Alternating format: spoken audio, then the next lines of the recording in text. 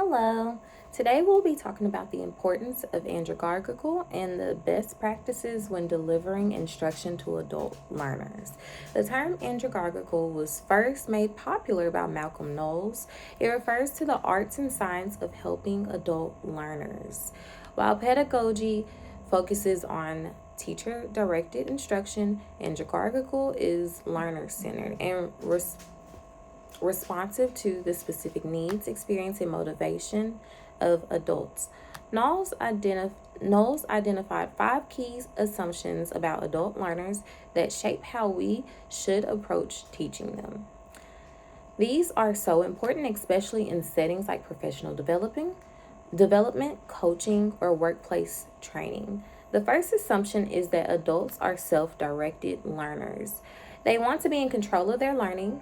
They want to have a say in what they're learning, why they're learning it, and how they'll apply it. That means a facilitator or a coach, we need to shift away from one size fits all instruction and instead create space for adults to guide their own learning experience.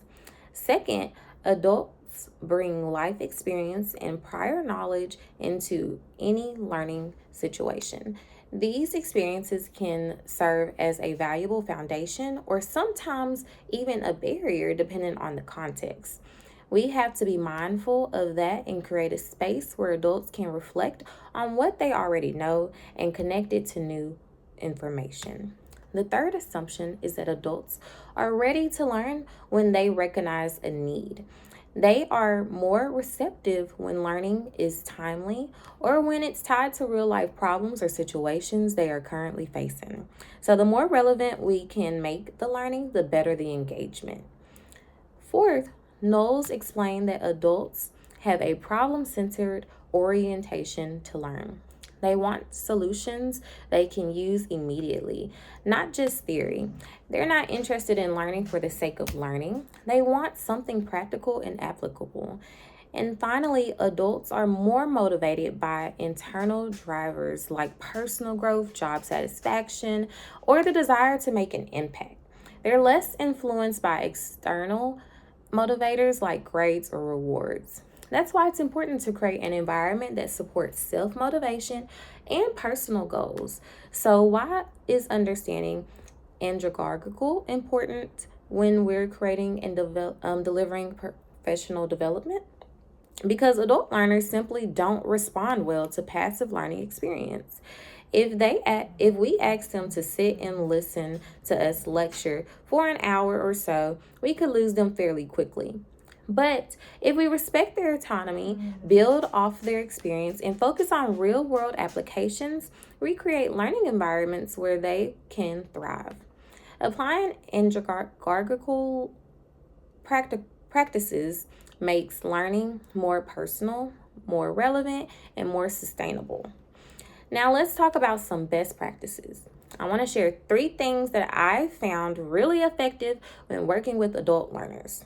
First, connect content to real world problems, whether it's classroom management, curriculum planning, or technology integration. Adults want to know how learning applies to them.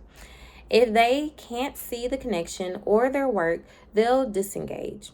Present case study scenarios or data that reflects their day to day experience. Second, provide opportunities for reflection and collaboration. Adult learners learn a lot through dialogue with peers. Small group discussion, partner reflection, and collaborative problem solving allows them to process information in a meaningful way. They get to hear different perspectives and make connections to their own work. Third, give learners voice and choice. Even small decisions like choosing breakout sessions or how they want to demonstrate learning can have a big impact. Adults value flexibility and respect. So when we honor that, we increase engagement and ownership. Now I want to address something that often gets overlooked: bias and how it affects adult learning environments. Both presenter and participants bring their own experience, beliefs, and worldviews into the room. Sometimes those carry unintentional biases related to culture, ethnicity, or gender. And those biases, if unacknowledged can influence the way content is presented. Those voices are prioritized, or even how feedback is given or and received. For example, using examples or case studies that only reflect one culture lens can make some learners feel unseen or alienated. Or unconscious gender bias in language might cause someone to disengage entirely. These kinds of issues aren't always obvious, but they can be a real impact on the learning environment. So, what can we do to reduce or eliminate bias? First, we need to intentionally include diverse perspectives in our material and discussion. That can mean drawing from case studies across different cultural and educational contexts, or being mindful of those voices, though those voices are being amplified in group work. Second, use inclusive language, language that avoids assumption and acknowledges all identities. Even small shifts in word choice can go a long way in creating a welcoming atmosphere. And finally, we have to do internal work. That means reflecting on our own identities and assumptions and being open to feedback. Create space for authentic, inclusive learning requires humility and willingness to grow, not just from our participants, from ourselves as facilitators. To sum this up, when we understand and apply the principles of andragogical, we're not just delivering content, we're creating environments where adults feel empowered, respected, and motivated to learn. That's what leads to meaningful professional development and lasting change. Thank you so much for listening, and I hope you walk away from this with some practical ideas and maybe a little inspiration for your next adult learning session.